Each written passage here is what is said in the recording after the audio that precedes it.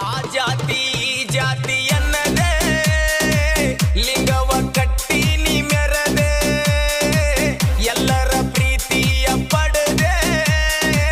ಬಲ್ಲಂತ ಮಹಾಜ್ಞಾನಿಯಾದೆ ನೀ ಬಾರದೆ ದಯ ತೋರದೆ